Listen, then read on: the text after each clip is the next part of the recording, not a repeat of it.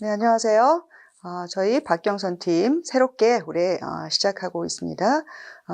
우리가 새로 시작하면서 아무튼 저도 제 이름을 진미주에서 디오진으로 바꿔서 새로 시작합니다. 오늘은 저희가 새로 이제 시작하니까 2023학년도 중등교사 임용시험 대비 합격 전략 설명회를 하도록 하겠습니다. 그래서 전체적인 거를 이제 박경선 교수님이 설명을 하셨고, 그 다음에 저는 영어학하고 그다음에 영어교육론 설명을 하도록 하겠습니다.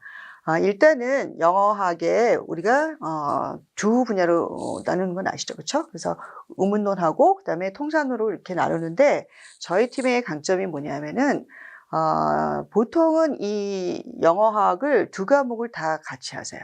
근데 저희 팀은 특별히 영어학을 나눠서 의문론은 제가 강의를 하고 또 통사로는 박경 선생님이 강의를 하셔가지고 정말 최적화된 다른 팀에서 볼 수 없는 그러한 강의를 선생님들이 들으실 수 있고 공부하실 수 있습니다. 그래서 영어하기 자신이 없으시면 또 자신이 있더라도 만점을 받고 싶다. 그러면 저희 강의를 들으시면 되겠습니다.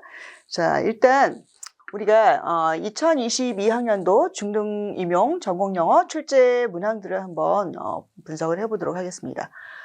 우리가 그 전공영어에 물론 이제 1교시는 교육학을 하죠. 그렇죠? 그래서 교육학이 1교시에 보는 것이 이제 20점이고 그다음에 2교시, 3교시에 저희가 전공 영어를 보는데 요거가 이제 합쳐서 80점이에요. 그래서 요 80점 중에 20점에서 이제 보통 16점에서 한 20점 정도 요 사이 점수가 나오시는 것 같아요. 그리고 요 80점을 뭐 다 맞으면 그럼 100점이겠죠. 그렇죠? 그러나 이렇게 80점을 다 맞을 수는 없고 최대한 우리가 1차 시험, 이게 이제 1차 시험이잖아요. 또 2차가 있고 그래서 1차 시험에서 우리가 100점을 맞고 그다음에 2차 시험에서 또 100점을 맞아가지고 우리가 이제 200점 만점을 해서 합격자를 가르죠. 그래서 이 시험이 1차 시험하고 2차 시험을 합쳐서 우리가 최종 결정을 하기 때문에 최대한 1차 시험에 합격하는 것뿐만 아니라 높은 점수를 받아놓는 것이 상당히 유리해요. 왜냐하면 2차 시험은 거의 비슷비슷하게 거의가 95점에서 100점 사이가 나오거든요. 열심히 하시면은. 여기서 이제 1차 시험에서 조금 점수차가 있죠. 그리고 올해 시험이 작년보다 재작년 재작년부터 이제 우리가 5년마다 시험의 유형이 바뀌는데, 재작년에, 바뀌었어요, 시험 유형이. 그래서 그 이전에는 굉장히 영어하기 어려웠다가, 그 다음에 5년 전에, 그 다음에 재작년에 바뀐 5년 중에 작년하고 재작년이 영어하기 쉬웠단 말이에요. 그런데 올해 영어하기 진짜 어려웠어요. 그래서, 합격 점수가 작년에 비해서 한 6.7점 정도 보니까 떨어진 것 같아요. 제가 쭉 조사를 해보니까 많이 떨어진 지역은 10점까지도 합격선이 내려갔어요. 그럼 어느 지역은 뭐 비슷하거나 아무튼 1, 2점 떨어진 적도 있지만 대체적으로 한 6, 7점은 다 떨어졌어요. 그래서 합격선이 내려가긴 했는데 합격한 선생님들이 뭐 때문에 점수를 많이 받았냐면 이 영어학이 상당히 어려워서 이 영어학을 높은 점수를 받으면 거의 합격선에 드신 것 같아요. 나머지는 다 비슷비슷했어요. 어쨌든 우리가 1차 시험 준비를 위한 공부니까 그 중에서 뭘 알아야 되냐면 영어학이 어떻게 구성되어, 전공영어가 어떻게 구성되어 있는지. 그래서 우리가 일단은 2022년에 시험 경향을 보시면은 영어 교육이 있고 그다음에 영어학이 있고 영미문학, 일반 영어 이렇게 네 과목을 우리가 공부를 해야 되죠. 근데 저희 팀은 이 네 과목이 다 선생님이 각각 계세요. 전공을 하신. 그래서 영어 교육은 이제 제가 하고 그다음에 영어학을 우리가 둘로 나눴습니다. 보통 이거 같이 한다 그랬잖아요. 그렇죠? 그래서 영어학 두 개 나눈 것 중에서 의문론, 음성학 형태로는 제가 하고 그다음에 통사론, 의미론, 화용론, 그다음에 여기 이제 문법이 합쳐져서 요거는 박경선 교수님이 하실 거예요. 그리고 영미문학 이윤주 교수님이 하시고 일반 영어 추 선생님이 하시고 그래서 이렇게 각각 우리가 이제 나눠서 하는데 비중이 영어 교육이 열문학, 그다음에 영어학이 각각 세문학이에요. 그래서 의문론 세문학, 그다음에 통사론 올해는 문법이 안 나왔죠. 그래서 세문학, 그다음에 영미문학, 내문학, 그다음에 일반 영어 세문학. 그래서 이 문제들이 A형은 A형하고 B형하고 그래서 12문제, 11문제 이렇게 나오는데 유형이 2점짜리 기입형이 있어요. 빈칸 여기. 그러니까 이렇게 지문을 쭉 읽고서 그다음에 빈칸을 여기 A 그다음에 B 지문을 읽고서 B A의 내용을 보고서 B에 빈칸 넣기라든지 아니면 A 자체에 빈칸을 뚫을 수도 있고 4점짜리 서술형 문제 그리고 이 A, B를 읽고서 서술하는 문제 또는 빈칸하고 서술형이 같이 나온 통합형 이런 것들이 나왔단 말이에요. 그래서 예전에는 2점짜리 문제들이 상당히 많이 나왔는데 최근에 들어서는 이 2점짜리 문제들이 많이 사라지는 추세예요. 그래서 영어 교육하고 의문론도 조금 변화는 있지만 조금 더 자세히 말씀을 드리면은 우리가 지난번 본 시험의 그 구성이에요. 그래서 작년 시험에 비춰봤을 때 내년도 좀 비슷하리라고 봐요. 그래서 2023년도 좀 비슷하리라고 보는데 2023년에 보시면은 영어 교육론이 기입형이 2개죠. 그렇죠? 예전에 더 많이 나왔어요. 그다음에 의문론이 빈칸 하나, 그다음에 통사론도 빈칸 하나, 영미문학이 빈칸 2개, 그다음에 일반 영어 빈칸 하나. 그래서 빈칸이 이렇게 골고루 나오는데 영어 교육론이 빈칸이 좀 줄어드는 추세예요. 그리고 올해의 특성이 뭐냐면은 영어 교육론은 빈칸이 A하고 B에 하나씩 작년에 배치가 됐는데 A형으로 둘 다 옮겨왔어요. B형에는 영어 교육에 빈칸이 없어요. 그리고 의문론은 항상 A형에 빈칸이 하나 있고 2점짜리, 그 다음에 서술형이 보면은 A형에 하나, B형에 하나. 그래서 요거 2점, 이게 2개니까 8점이죠. 그래서 총 3문항이 나오는데 10점이에요. 그래서 비중은 우리가 영어 교육이 10문항 가장 높긴 합니다. 36점. 그 다음에 의문론도 10점. 그 다음에 영어학, 통사론도 빈칸 하나 하고 그 다음에 2개 서술형. 그래서 3문항에서 10점이에요. 그럼 이게 몇 점인가? 20점이죠. 그렇죠? 그래서 20점. 그 다음에 영미문학 12점, 일반 영어 12점. 그래서 우리가 작년 시험을 보시면은 이 영어 교육 어렵지 않았어요. 이따가 또 제가 설명을 할 건데 무난했어요. 한두 문제 정도 살짝 선생님들이 평소에 하던 거랑 다른. 근데 저희 팀은 뭐 거의 다르지 않은 것도 예측해서 아무튼 많이 적중을 했거든요. 그래서 요거는 합격한 선생님들 보시면은 거의 30점 훨씬 이상, 36점 가깝게 틀려도 부분 점수로 틀리거나 완전히 틀린 건 없어요. 부분 점수로 한 2점, 4점 아니면 다 맞거나 그리고 이 영미문학하고 일반 영어는 어려웠는데 다 뭐 반타자 이상 이거 다 어려웠어요. 그러니까 다 같이 못 본 거, 다 같이 잘 본 거. 그 다음에 이거가 영어학이 의문문하고 통사는 20점이잖아요. 이거가 승패를 가른 것 같아요. 올해 이 2022년 작년 시험은. 그래서 특히 의문론도 못 보는 게 하나 나왔죠. 그 다음에 영어학의 통사론도 굉장히 어려웠단 말이에요. 특히 2문제, 이 서술형. 그래가지고 이것도 좀 순서 바꿔서 틀린 분들이 많고. 그래서 이 20점을 저희 팀에서 아무튼 열심히 하셔가지고 거의 20점 가까이 받으신 분이 꽤 있어요. 그리고 18점 뭐 이렇게. 그래서 요 영어학에서 점수를 많이 얻은 선생님들은 올해 합격을 무난하게 하신 것 같아요. 합격선이 내려갔기 때문에 아무튼 나머지 다 비슷한데 여기에서 좀 차이가 벌어져가지고 합격이 갈린 것 같아요. 그 다음에 저희가 작년 영어학 중에 의문론, 음성화 형태로 이 문제 분석을 한번 해봤어요. 어떤 문제들이 나왔나. 그래서 저희 자료에는 사실 다 나와 있어요. 그 2022년부터 해가지고 2014년 그 페이지가 허용하는 한 2페이지 정도 거의 꽉 채우려고 이렇게 해놨는데 2022년 강의를 그 시험 문제를 보시면은 그 기입형이 한 문제 나왔다 그랬잖아요. 그쵸? 2점짜리. 그 다음에 서술형 4점짜리가 2문제 나왔어요. 의문론은. 그런데 이 기입형 4점짜리에 뭐가 나왔냐면은 종합적으로 판단해야 되는 문제가 나왔어요. 뭐 하나가, 그러니까, 의문론은 기본을 잘 갖춰서 공부를 하시되, 그 다음에 그 기본들을 연결해서 응용해서 문제를 풀 수 있는 능력까지 있어야 돼요. 그래서 작년까지는 그냥 그나마 조금 쉬웠는데 올해 보면은 이것도 그렇게 내용이 간단한 내용은 아니에요. 지문은 그렇게 길지는 않지만 그래서 포노테틱스에 관련된 내용인데 포노테틱스가 뭔지는 아시죠? 그렇죠? 그래서 영어의 자음 모음들이 결합할 때 거기에 어떤 적용되는 제약들이 있단 말이에요. 컨스트레인트. 그러한 자음 모음의 제약 중에서 온셋 컨스트레인트. 온셋이 뭔지 아시죠? 그렇죠? 그래서 모음 앞에 오는 자음들을 온셋이라 그러는데 이 온셋이 2개 왔을 때, 그러니까 더블 온셋 클러스터에 대해서 무슨 제약이 있다. 그거를 소노리티 하이라키 입장에서 봤을 때 소노리티가 낮은 거가 먼저 오고 그다음에 높은 게 오잖아요. 그럴 때 이 결합들이 가능한 거가 있고 가능하지 않은 게 있어요. 이 소노리티 하이라키를 지키는데 결합이 가능한 게 있고 가능하지 않은 게 있는데 그 가능한 것들의 그 공통적인 속성이 뭐냐. 그래서 내추럴 클래스를 물어보는 거예요. 우리가 음운 환경을 규칙을 쓸 때 데이터를 잘 관찰해야 합니다 하는데 항상 그 음운 환경에 적용하는 그러한 음들은 내추럴 클래스를 이루고 있는 거예요.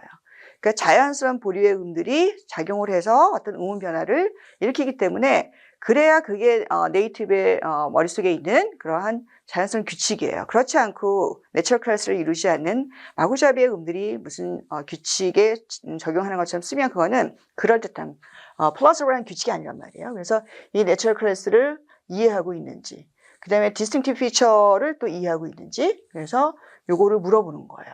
그래서 요거를 코로나 사운드라는 그 내추럴 클래스를 물어보기 위한 문제인데 이렇게 문제가 나왔었고, 그 다음에 서술형을 보시면은 에스피레이션 1번하고 2번 하나는 A형이 나오고 하나는 B형이 나왔는데 A형이 에스피레이션하고 푸드 베이스드 어프로치예요. 그러니까 이 에스피레이션 규칙은 우리가 다 알잖아요. 스트레스드 실러블 그래서 강세받는 음절의 그 이니셜 포지션에 있는 보이스리스 스탑들이 에스피레이티드 흐라는 기음이 들어가는 에스피레이션 푸 이렇게 발음이 되잖아요. 그렇죠? 근데 이거를 그러한 슬러블 베이스드 어프로치로 규칙을 쓰는 게 아니라 푸드 베이스드 어프로치로 규칙을 쓰도록 하는 문제가 나왔단 말이에요. 이거를 제가 기출해서 자세하게 설명을 해드리겠지만 이 에스피레이션과 푸드 베이스드 그 어프로치로 규칙을 쓰는 요런 것을 이거는 의문론 전공자만이 이런 문제를 낼 수가 있어요. 가르칠 수가 있고. 제가 의문론을 했잖아요. 그러니까 요것들을 제가 이미 올해 그 모의고사 작년이죠. 작년 모의고사 8회 중에서 제가 6회인가 거기에서 에스피레이션하고 이 에스피레이션을 푸드 베이스드 어프로치로 어떻게 규칙을 쓰는지를 빈칸으로 시험 문제를 냈단 말이에요. 그 빈칸 답이 food initial position이었어요. 에스피레이션이 일어나는 거가. 그래서 이거 제가 실전 모의고사에 내서 완전히 맞춤 문제잖아요. 그렇죠? 그래서 이거를 각자 에스피레이션하고 food 스트럭처를 따로따로 가르쳐서 이것이 어떻게 연결되는가를 실제 이해시키고 그 다음에 실전 문제에서 풀어보고 이런 거는 저희 팀에 저 아니면 할 수 없어요. 그러니까 아무튼 그리고 제가 봤을 때 한번 푸시 이렇게 이제 나와줬기 때문에 앞으로도 이 푸드 베이스드 어프로치에 입각한 의문 규칙들을 쓰는 것들이 상당히 더 나올 가능성이 있어요. 그 중에 하나는 또 제가 모의고사에 낸 게 작년 말고 그 전에 낸 게 있는데 그래서 그런 어떤 트렌드 그런 걸 제가 잘 알기 때문에 앞으로도 이런 문제들은 저만 좀 맞출 수 있다. 그 다음에 슬라블 그 두 번째는 그 B형의 서술형이 나왔는데 슬래빅 컨소넌트에 대해서 묻는 거예요. 이거에 대해서 어떤 이야기인지. 그래서 슬래빅 컨소넌트가 보통은 자음들은 그 슬래빅이 될 수 없는데 특정 환경에서 되는 자음들이 있어요. 그럴 때 그 네이즐 사운드 중에서도 특정한 어떤 네이즐의 슬래빅이 될 때 거기 어떤 제약이 있단 말이에요. 그리고 호모게니시티하고 어시밀레이션, 그 다음에 이거를 디스팅티브 피처로 표현하는 거. 이런 거 제가 늘 하던 거예요. 늘 하던 거고 그 다음에 요거는 그냥 어플라이드 잉글리시 포놀로지에 출제 원전이 이거예요. 이 어시밀레이션에 대한 것도 어플라이 잉글리시 포놀로지에 나와 있어요. 그래서 이거를 제가 3, 4월에도 강의를 했고 그 다음에 뭐 7, 8월 유학 강의에서도 했었고 마지막 최종 정리 때도 했었고 그래서 이것도 저희 팀은 그래서 의문론은 저희 팀에서 공부하셨으면은 이거 10점 다 맞으셨어요. 그래서 그 이전에 거도 아무튼 이런 것들이 있는데 이제 아무튼 저희 그 기출문제 풀이 이런 것들은 저희가 또 5, 6월에 자세히 하니까 요 내용을 올해 나온 요 내용들이 우리가 다 했던 내용들이다. 심지어는 이거를 푸드 이니셜 포지션을 제가 적중까지 했다. 그런 거를 자랑하려고 알려드립니다. 자, 그 다음에 이건 뭐 그 이전 했거니까. 그래서 의문론의 그 변화 이런 거는 예전에는 의문론이 뭐 그 한 3년 전에는 8점이었죠. 그렇죠? 그래서 기입형이 2개고 서술형이 하나였는데 근데 2년 전에 변경이 되면서 기입형이 하나로 줄고 서술형이 2개로 늘어났어요. 그리고 배점도 10점으로. 그러니까 의문론의 비중이 상당히 높아져서 신텍스하고 똑같게. 그러니까 영어학의 분야들이 많죠. 많은데 대표적으로 의문론. 그다음에 대표적으로 통사론. 이거의 구분을 딱 나눠서 10점씩 10점씩 이렇게 균형을 맞춘 것 같아요. 내년에도 아마 그렇게 나올 거니까 그렇게 준비를 하시면 되겠어요. 그래서 출제 경향, aspiration을 food based approach로 규칙을 서술하는 거예요. syllable based approach가 아니라. 그래서 food initial position에서 aspiration이 일어난다. 뭐 S 다음은 제외하고 이런 거가 필요 없어요. 이렇게 food을 도입하면. 그래서 이런 것들을 적중했고, 그 다음에 나머지도 2021년에 제가 강의했던 내용들이 그대로 다 반영되었다. 그래서 반영된 내용은 제가 또 깨알같이 또 이렇게, 우리 자료에 다 있는데, 어쨌든 보시면은 A4번 코로나 사운드들이 그런 제약을 받는다 하는 거, 포너테틱스의 그 두 개의 컨설턴트가 나올 때, 그래서 그런 것들에 대한 내용들이 1, 2월부터 1, 2, 3, 4, 그 다음에 뭐 또, 문제, 모의고사에도 그런 거 냈고, 그 다음에 11월, 최종 찍기에도 제가 그거를 제가 다시 한번 정리하면서 이거 시험에 나올 거다 하고 강조했었잖아요. 근데 나왔잖아요. 그래서 최종 찍기 강의에도 이 자료가 있고, 그다음에 특히 봉투 모의고사, 1회 A3번에 잉글리시 더블 컨소넌트에 대한 제약을 제가 문제로 냈어요. 그래서 이것도 적중한 문제이고. 그 다음에 A6에 보시면은 또, 이거 서술형이잖아요. 서술형도 제가 강의 내내 1년 강의 동안에 다 했던 거예요. 그래서 모의고사 6회 이건 진짜 제가 맞췄다 그랬잖아요. 이 6회 시험 문제 답이 그 food initial 포지션에서 aspiration이 일어난다. 이걸 답으로 쓰도록 제가 문제를 만들었잖아요. 그래서 이거는 정말 임용가에서 저만 적중시킬 수 있는 그런 문제예요. 그래서 이런 유사한 문제 또 나올 만한 거를 제가 얼마든지 또 모의고사 아니면 수업 중에 알려드릴 거예요. 그 다음에 그 외에도 아무튼 뭐 이거 이제 제가 맞춘 거고, 그 외에도 그 이전에도 사실 후하고 다른 의문 규칙을 제가 2019년에도 냈고, 그 다음에 아무튼 여기 실전 모의고사에서 이거 적중한 거 제가 자랑하느라고. 그 다음에 나머지 한 문제 B4번도 제가 최종 찍기 자료에서 그대로 슬러브 컨소넌트에 대한 거 해드렸고, 이거 나올 것이다 하고, 그 다음에 3, 4월 심화 이론 때 이거 그 출제 완전히 뭐라 했어요? Applied English Phonology 요 페이지에 보시면은 assimilation 룰 때문에 빌라네이즈 사운드가 그 앞에 자기랑 똑같은 호모게닉한 그러한 그 업선트를 취한다. 이거가 그대로 이 페이지에 있단 말이에요. 그래서 이거를 제가 이거 원서 강의할 때도 했고, 그래서 요 내용들이 아무튼 올해는 저희 팀이 저뿐만 아니라 저희 팀 모의고사가 상당히 실전하고 그 전에도 비슷했어요. 근데 특히 올해 그래서 시험 본 선생님들이 시험 보고 나서 다 한결같이 하는 말이 저희 모의고사인 줄 알았다고. 이번 임용 시험이 저희 모의고사인 줄 알았다고. 그런 말을 너무 많이 들었어요. 굉장히 유사하기 때문에 문제의 방향성하고 심지어는 적중도 하고 또 그 영어 교육론도 제가 몇 개 적중했잖아요. 그렇죠? 그리고 그 나머지 내용들은 다 1년 내내 우리가 막 하던 거. 어쩌다 한 번 한 게 아니라 1년 내내 우리가 반복하면서 이거 중요합니다 하고 공부하고 했던 게 그대로 시험에 나왔기 때문에 저희 모의고사가 굉장히 적중률이 다른 팀보다 높다라고 말씀드릴 수 있어요. 그 다음에 임용시험, 특히 영어학, 의문론에 대한 그 출제 의도는 영어 교사에게 필요한 전공 영어학, 음성, 의문, 형태론의 기본적인 이해와 응용을 요구하는 거예요. 그래서 기본적인 이해가 뭐냐면은 우리가 영어학의 분야가 있는 거 아시죠? 그래서 영어학의 분야가 보시면은 이제 우리가 음성학, 포네틱스하고 그 다음에 포놀로지가 있죠, 같이. 그 다음에 뭐가 있냐면 모폴로지가 있어요, 모폴로지. 그 다음에 또 신텍스가 있고, 그 다음에 시멘틱스가 있고, 그 다음에 프래그마틱스가 있단 말이에요.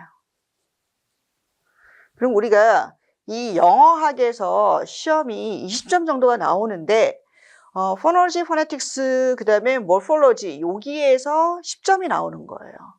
그 다음에 신텍스, 시멘틱스, 프래그마틱스에서 10점이 나오는 거예요. 요 영어학의 요 분야들은 pure linguistics란 말이에요. 이거 말고 그 외에 응용 언어학이 있어요. applied English, applied linguistics가 있는데 응용 언어학은 영어 교육이라든지 영어 발달사인데 영어 발달사 아주 옛날에 나왔지만 요즘에 안 나와요. 그리고 뭐 사회 언어학이라든지 근데 그런 거보다는 순수 언어 pure linguistics 중에서 포네틱스나 포놀로지, 모폴로지 여기 합쳐서 한 3문제 정도 10점. 신텍스, 세멘틱스, 프라그매틱스 여기 합쳐서 한 10점 정도. 근데 추세는 포놀로지를 제일 중요하게 공부하셔야 돼요. 그 다음에 또 신텍스 제일 중요하게 공부하셔야 되고 올해 포놀로지하고 신텍스만 나왔잖아요.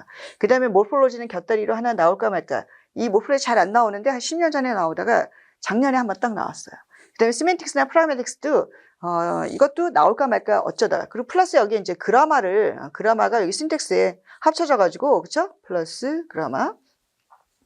그렇게 세 문제 이렇게 나오는 거거든요. 그래서 우리가 이, 포놀로지를 공부할 때, 물론 포네틱스 시험에 잘 안 나옵니다. 그러나 이 포놀로지 공부할 때 중요한 것들이 이 포님, 컨소넌트하고 바월의 기본적인 데피니션부터 정확하게 배우시면 그러면 나중에, 규칙 같은 거 환경을 내추럴 클래스를 찾을 때 아주 쉬워요. 그런 기초가 없이 그냥 외우다시피 하면서 그냥 강제로 억지로 그렇게 공부를 하니까 힘들고 맨날 해도 환경을 어떻게 답을 못 쓰고 그러는 거예요. 그래서 일단은 이런 부모님들에 대한 기본적인 자음 모음 각자의 특성들을 잘 이해를 했나 이런 기본이 또 시험에 나오잖아요. 그렇죠? 그 다음에 이것들을 distinctive feature로 표현했을 때 그걸 이해하고 있나. 이 distinctive feature에 대한 definition. 이거에 대한, 이게 왜 나왔고, 이거를 이렇게 어떤 식으로 distinctive feature를 접근해야 되는지, 그 다음에 각각의 특성이 뭔지, 왜 필요한지, 그래서 내추럴 클래스 때문에 이걸 하는 거잖아요. 그 다음에 음운 규칙. 시험에는 결국 이게 나오는 거잖아요. 음운 규칙 쓰기. 그래서 음운 규칙 쓰는 법부터 시작해가지고, 어떻게 음운 규칙에 쓰는 그 영어를 우리가 쓰잖아요. 그 영어는 그냥 영어 잘한다고 그런 일반적인 서술을 하면 안 돼요. 음운 규칙에 딱 쓰이는 표현이 있단 말이에요. 룰을 쓰는. 그 표현대로만 쓰셔야지 군더더기 없이 만점을 받지 다른 막 이렇게 서술형으로 길게 설명하면 오히려 감점이에요. 쓸데없는 환경이 들어가면 감점이란 말이에요.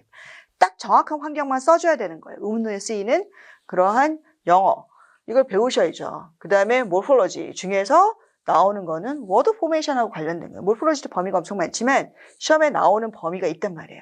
그래서 이거는 매번 하는 게 아니라 1년 계획 중에 조금 그다음에 마지막 최종에 제가 찍기를 딱 합니다. 이거 중요한 내용만. 그래서 이런 것들을 잘 이해하고 있는지를 체크하기 위해서 의문론 시험을 보는 거예요. 그 다음에 학습 전략을 보시면은 그래서 의문론의 기본 단위에 대해서 정확히 이해를 해야 된다. 후님, 모럴, 실러블, 후운, 몰피, 디스니 피처스, 내처럴 클래스 이런 것들이 나오는데 우리가 물론 항상 보면 우리가 학자가 될 것도 아니고 뭐 시험 공부를 하는 건데 당연하죠. 우리가 시험 공부를 하죠. 학자 하려고 임용시험 하는 거 아니죠. 당연하지만 모든 학문의 기본은 definition이에요. 우리가 임용시험을 해도 그 definition이란 말이에요. 그럼 그 definition을 얼마나 정확하게 알고 있는지에 따라서 그 사람의 기본기가 탄탄하면서 응용할 수 있는 능력이 생기는 거예요. 이런 기본 단위들에 대해서 어정쩡하게 잘 이해도 못하고 잘못 알고 있고 그러면은 환경, 의문 규칙의 환경을 이해도 못하고 써도 틀리겠습니다. 그래서 이거 되게 중요하니까 저는 1, 2월 기본 강의부터 듣는 것을 추천드려요. 그 다음에 의문 규칙 쓰는 법 배우기 이런 것들이 시험에 나오기 때문에 이거 배워야죠. 그렇죠? 그 다음에 응환경 관찰하는 법 배우기. 이거 같이 연결된 거죠. 그 다음에 이 규칙들을 이해하고 그 다음에 응용할 수 있어야 되겠다. 그 다음에 단어 형성 규칙. 가끔 시험에 심심할 때마다 나오니까 이것도 체크해야 되고요. 그 다음에 우리가 이제 추천 도서가 있는데 일단은 제일 중요한 필독서는 이거예요. Applied English Phonology. 그래서 줄여서 AEP라고 그러잖아요. 이거는 안 볼 수는 없어요. 이거는 거의 해마다 여기서 나오기 때문에. 근데 웬만한 거는 여기서 다 나왔거든요. 근데 의문동 문제가 3문제인데 3문제 중에 1문제 정도는 여기서 나온단 말이에요. 근데 이게 거의 나올 만한 문제가 거의 다 나왔어요. 나오고 그 다음에 나머지 그러면 1문제는 여기서 나온다고 치고 그러면 2문제는 어떻게 할 거냐 그런 얘기죠. 그래서 이 책을 열심히 봐야 되는데 그냥 마구잡이로 세밀하게 본다고 보면 물론 이거 1문제 어쩌다 나오는 거 어쩌다 맞출 수 있죠. 그렇죠? 그러나 확실하게 이거를 기반으로 해서 응용력이 생겨야 되는 거잖아요. 그리고 우리가 배운 기본이 잘 되는지 체크할 수도 있고. 그래서 요 책을 반드시 독파해야만 하는 책인데 요것만 봐서는 안 돼요. 한 문제 이해는 잘 못 맞춰요. 그래서 요거 플러스 다른 것들을 봐야 된다. 공부해야 된다. 그래서 이미 몇 번 이제 시험을 보신 선생님들은 요것만 기초가 잘 돼 있으니까 이걸 다시 잘 정리해서 보셔도 돼요. 근데 요 책에는 포네틱 피처 또는 포노로지컬 피처하고 후세에 대한 개념이 안 나와요. 어플라이드 잉글리시 포노로지에는. 근데 우리가 의문규칙 쓸 때 피처로 포노로지컬 피처, 디스팅티브 피처로 그 의문규칙의 일부를 쓰라는 게 시험에 계속 나오고 있잖아요. 그러니까 이거 어떻게 공부하실 거예요? 이것만 하면, 딴 거 안 하면. 그 다음에 후세에 대한 거. 이거 여기 안 나오거든요. 어플라이드 잉글리시 포노로지가 아주 훌륭한 책이지만 이상하게 후세에 대한 개념이 안 나온단 말이에요. 이게 엄청 중요한데. 그래서 제가 1, 2월에 기본 강의 때 이러한 자음음의 개별적인 특성, 이 피처에 대한 거, 후세에 대한 거, 그런 것들 어플라이드 잉글리시 포노로지 안 나오는 거, 룰 쓰는 법, 룰을 어떻게 쓰는지에 대해서 기호라든지 영어로 어떻게 사술하는지 1, 2월에 제가 기본 강의를 하는데 이거 꼭 들으셨으면 좋겠어요. 그 다음에 3, 4월에 제가 이 어플라이드 잉글리시 포노로지를 합니다. 그래서 3, 4월에 심화 강의가 이 원서 강의인데 원서 강의를 그냥 원서에 대고 밑줄 쭉 하세요. 이게 아니고요. 제가 완전히 요약해가지고 자료를 책처럼 그렇게 만들어가지고 그거를 가지고 수업을 하는 거예요. 그러면서 더 필요한 내용 제가 넣기도 하는데 아무튼 어플라이드 잉글리시 포노로지에 최대한 충실하게 이렇게 합니다. 그 다음에 너무 기본이 없다. 의문론에 대해서. 그러면 On Introduction to Language라고 해서 프롬킨의 그 영어학개론 책이 있어요. 이게 학부에서 하는 책들이거든요. 그다음에 Linguistics for Non-Linguists 이것도. 그래서 요 두 책에 의문론 파트가 있어요. Phonology. 그래서 포네틱스는 잘 시험에 안 나오니까 그 포놀로지 파트를 공부하시면 거기에 나오는 데이터들이 과거에 보시면은 좀 쉬웠을 때 아주 옛날에 쉬웠을 때 요 영어학개론서에 나오는 데이터들이 의문론 시험으로 많이 나왔어요. 형태론이라든지 의문론 데이터들인데 지금은 요걸 내기는 너무 쉬워요. 너무 쉬워서 요즘에는 여기에서는 안 나오지만 옛날 시험들은 요걸로 충분했고 기초가 부족한 선생님들은 이걸로 의문론에 대한 거를 이해를 더 하시면 되겠어요. 이거는 원서 특강이 제가 있었는데 아무튼 이쪽으로 오면서 다 없어져 버려가지고 새로 찍어야 될 것 같긴 한데 그 다음에 그래서 의문론을 공부하는 단계가 기본이론, 심화이론, 기출문제, 핵심이론, 실전 모의고사, 최종 찍기 이런 방식으로 우리가 공부를 하는 거예요. 기본 이론은 1, 2월에 합니다. 그래서 1, 2월에 기본 이론을 하는데 이거는 제가 책을 만들었어요. 그 책도 이제 우리가 옮겨와가지고 아무튼 구매할 수는 없을지라도 제가 강의를 들으시면은 자료가 다 있으니까 깔끔하게 다 정리해가지고 이 어플라이드 잉글리시 포노로지 없는 아주 중요한 기본적인 개념들, 그 다음에 디스팅티브 피처, 그 다음에 풋에 대한 거 그런 것들 다 정리를 해드려요. 그래서 풋 말고도 또 시험에 나올 만한 게 제가 있는데 아무튼 1, 2월에 제가 차분하게 다 알려드리고 그 다음에 심화이론 3, 4월에 이게 이제 3, 4월이에요. 3, 4월에 어플라이드 잉글리시 포노로지를 제가 원서를 완전히 낱낱이 해보여가지고 강의를 열심히 합니다. 그래서 이 풋하고 그 다음에 그래서 기본 이론은 1, 2월에 하고 그 다음에 요거 3, 4월에 하는데 이 3, 4월에 어플라이드 잉글리시 포노로지를 원서 특강인데 원서 특강 같지 않은 아주 녹여서 만든 왜냐면 어플라이드 잉글리시 포노로지 보시면은 책이 아주 불친절해요. 그러니까 막 정리돼서 써있는 게 아니라 뭐가 중요하고 뭐가 중요하지 않은지 구분할 수 없게 쓰여져 있어요. 그래서 거기서 시험이 많이 나오는 거예요. 다른 책들은 다 깔끔하게 정리가 되는데 이 책은 그 책 자체가 굉장히 불친절한 책이에요. 그래서 이 불친절한 책을 제가 중요한 거를 딱딱 다 나눠가지고 친절하게 아무튼 자료를 다 정리한 것을 드리고 그 자료로 강의를 합니다. 그래서 이렇게 대비를 하고 그래서 이렇게 기본 이론하고 심화 이론까지 하면요. 정말 여기까지만 해도 웬만한 기출문제 다 풀 수 있어요. 그리고 모의고사 풀 수 있습니다. 그다음에 이제 기출문제는 중요한 것만 해도 강조할 필요가 없겠죠. 그래서 기출문제가 문제의 방향성이 우리가 공부하는 의문론의 방향성이기 때문에 이 기출문제 반드시 풀어보셔야 되는데 우리가 구할 수 있는 옛날 것부터 지금까지 기출문제를